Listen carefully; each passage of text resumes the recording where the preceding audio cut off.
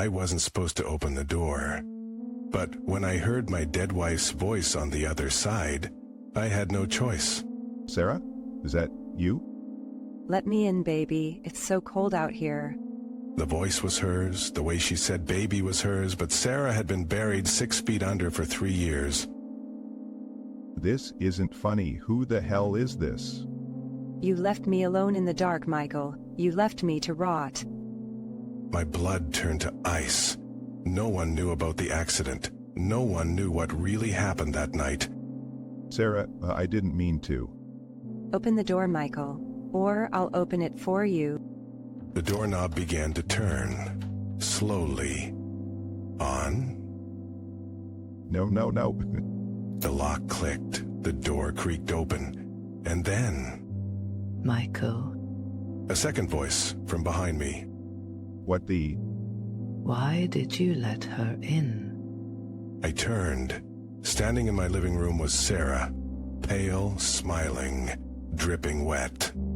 You always were a terrible liar, Michael. The door slammed shut behind me. Which one of you is real? Does it matter? The lights flickered, shadows stretched, and then... We're both real. And we're both hungry. The last thing I saw before the lights went out was their teeth. Too many teeth. Oh God. And then the screaming started. What the hell is happening? You did this, Michael. You brought us back wrong. You should have let us stay dead. The darkness pulsed. The air smelled like rotting meat and wet earth. Then a new sound. Knocking.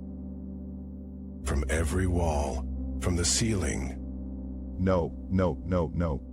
The knocking grew louder, faster, like dozens of fists pounding at once. They're here for you now. You should run. The front door burst open.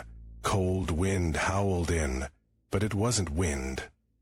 It was breathing. Who's there? No answer, just the sound of something dragging itself across the floor. Something big. Too late, Michael. They're already inside.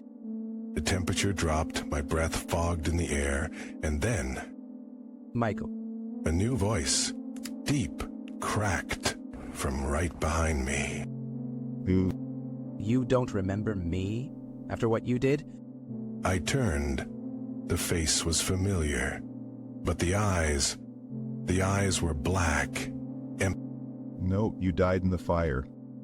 And you let me burn. His hand closed around my throat. The last thing I heard before everything went black was Sarah laughing. Hello. My voice echoed back at me, warped, wrong, like something was mimicking me from the shadows. Stop it. The dripping intensified. Now it sounded like footsteps, slow, deliberate, coming closer. The air grew thick, hard to breathe, like invisible hands pressing down on my chest. I didn't want to, but my head turned anyway, against my will. Oh God. The mirror showed my reflection, but it wasn't me anymore.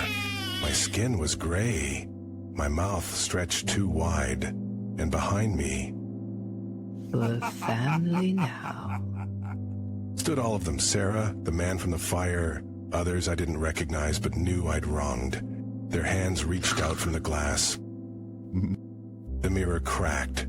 Black liquid oozed from the fractures. It smelt like graves. Time to come home, Michael. The glass shattered, the hands grabbed. Forever starts now. The darkness shifted. Shapes moved just beyond sight, familiar faces pressed against an endless black void. The last thing I saw was my own face in the glass, rotting, screaming, joining the others. The knocking started again. Somewhere, a door creaked open. The mirror went dark. The house stood empty, waiting for the next knock, the next mistake, the next soul to take.